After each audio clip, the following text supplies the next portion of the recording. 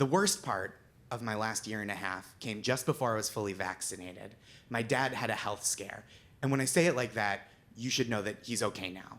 That's what a scare is. Sometimes when I tell people this story, they ask me, they're like, is he okay? I'm like, yeah, that's why I said scare. No one says scare if it immediately gets worse. No one's ever been like, my grandfather had a real health scare. Well, then what happened? Well, then he died. But before he died, it was very scary. Very spooky last few days for Grandpa. Shaking, moaning.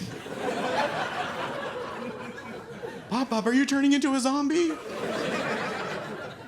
My dad had a health scare. He's okay now, but it was really unnerving while it was happening. My mom called me on a Monday night. She said, Josh, I have to take your father to the hospital because he's completely disoriented. He's lost touch with reality, doesn't remember our address, doesn't realize there's been a pandemic.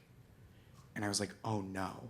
Because I thought the same thing any one of us would think if they heard that happen to a man of my dad's age and other demographics. I was like, oh no, Fox News got him. He's come down with Hannity's disease and I don't know the cure. But that wasn't what it was, thank goodness. It was just a health thing. He went to the hospital and they did like a memory test. They were like, do you know your birthday? He said, no. They said, do you know what month it is right now? He said, no. They said, do you know who the president of the United States is? And my dad was like, yeah, the president of the United States is Joe Biden. And they were like, okay, definitely hasn't been watching Fox News. They think it's a totally different guy on there. In the clear for that. They did some more tests, some scans. They ruled out pretty quickly that it was a stroke, which thank goodness. They ruled out Alzheimer's. What they decided that this health ailment was amnesia. Yeah, which I've never heard of a person in my life having. And good on my dad for living such a rich, full life that he's just done doing regular people stuff and has started living out sitcom plots. Just real whimsical medical ailments. My only context for amnesia is like in a movie when someone gets bonked on the head with a coconut and forgets that they're trapped on an island. So I was talking to my mom, I was like, hey, have the doctors tried hitting him on the head with a second coconut? Because that always works for Daffy Duck. It's a kind of amnesia called global transient amnesia, which sounds like it just means being so wealthy you forget where you own property. Is the summer home on Turks or Caicos? Global transient amnesia, I'm always forgetting. It's kinda terrible. Sorry, that's too much. Too much fun. Don't applaud that. Don't encourage that. It's just gonna get worse from there if you do. What global transient amnesia means is that it kind of comes on quickly and then it leaves quickly. And that's what the doctors said. They said by the next day or the day after, he'd probably be fine.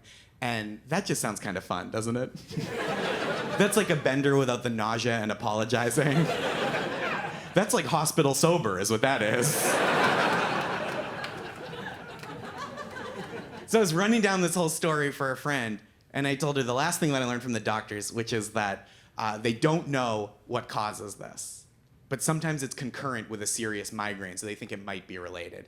And my friend was like, that's interesting, Josh, because I was just reading a long magazine article about global transient amnesia, and what I read is that it can also be brought on concurrently with a powerful orgasm. And I said, I don't have to know all of science. I had a totally fine explanation right at my fingertips, and then you hit me with a way more psychologically fraught explanation. Because I was just starting to make peace with the fact that after decades of life, decades of love and family, my dad was starting to lose it. But now I also have to acknowledge that at the same age, my mom has still got it. And yeah. We've established we got moms. And I think that's nice, but maybe pull it back a few notches, Mom, if you want Dad to remember the directions home from dinner.